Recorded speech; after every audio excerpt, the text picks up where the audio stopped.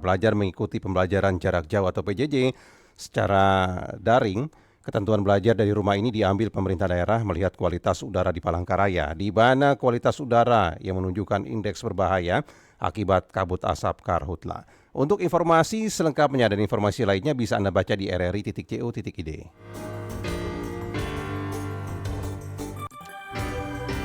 Kilas Berita.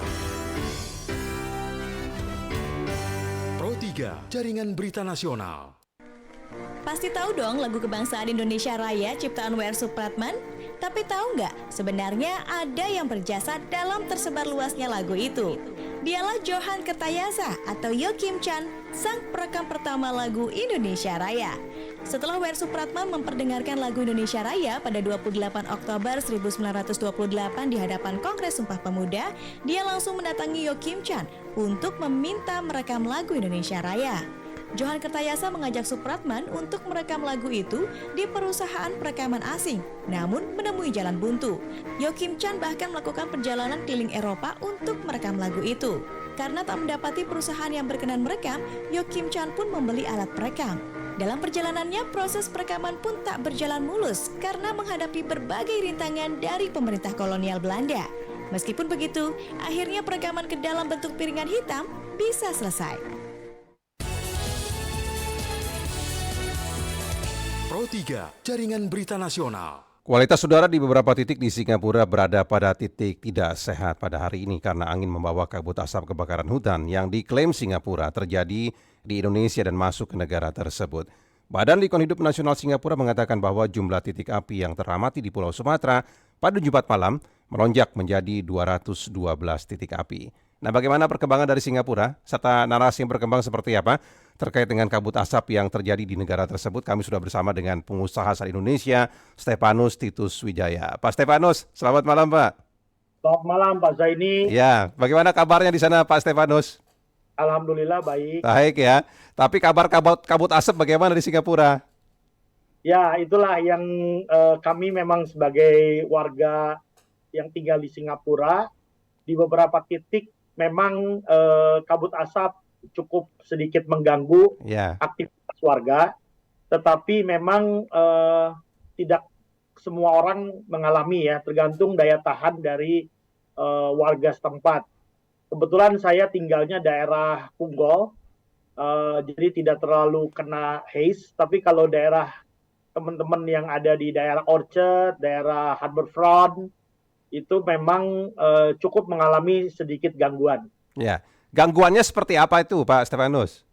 Ya, ada beberapa kawan yang warga diaspora Indonesia yang ada di Singapura mengeluhkan ada semacam gangguan dalam hal misalnya kalau daya tahan tubuhnya kurang ya. Ya. Jadi gatel di tenggorokan, atau kalau yang melihat pandangan ke depan itu ada kabut ya, ada kabut juga. Tapi memang tidak merata, Pak. Ada yang memang melihatnya sebagai gangguan yang cukup lumayan, ada juga yang biasa-biasa saja gitu, tergantung dari kondisi fisik dari warga. Ya, sudah berapa hari kabut asap seperti itu, Pak, terjadi di sana, Pak? Kalau dari pengalaman saya ya dengan teman-teman beberapa hari ini, Pak. Tapi terutama 2-3 hari terakhir ya, Pak. Ya, 2-3 hari terakhir ini yang makin parah begitu kondisinya. Ya, betul, betul. Nah, kemudian narasi yang berkembang, Pak, di sana seperti apa? Karena kabarnya kan Singapura menyebut ini dari Indonesia, kabut asapnya begitu. Bagaimana narasi yang berkembang di sana soal itu? Ya, kalau di sini kebetulan kita pakai apps, Pak. Jadi Ya.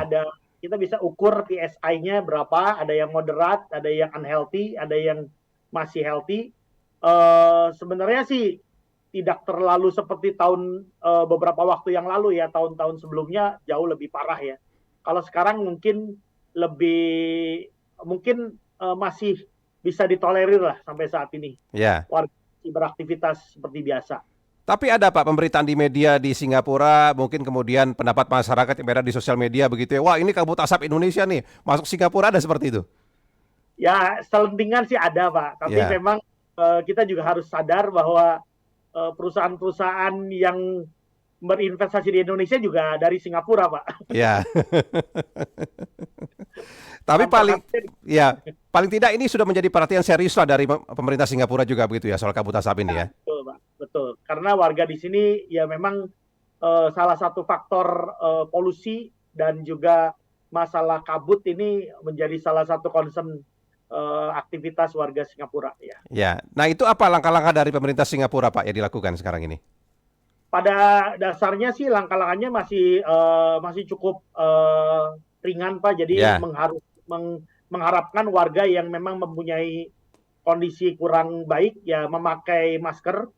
Tetapi kalau memang warga yang sehat ya bisa juga mengurangi aktivitas di luar gitu. Ya. Lebih di dalam. Tidak ada sampai larangan bagi yang mungkin usianya sudah lanjut begitu untuk tidak meninggalkan rumah, tidak kemana-mana begitu?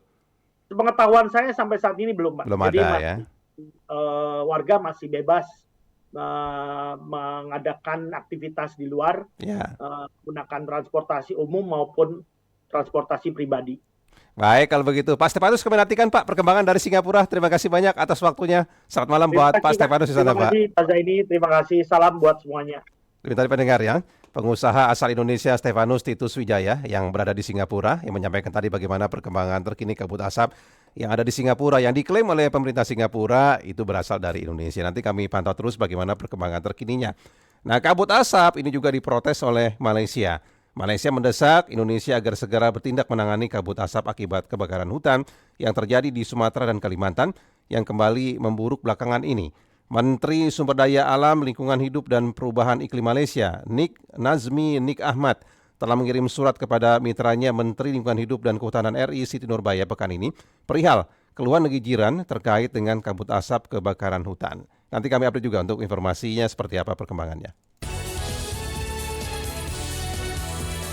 Pro 3, Jaringan Berita Nasional.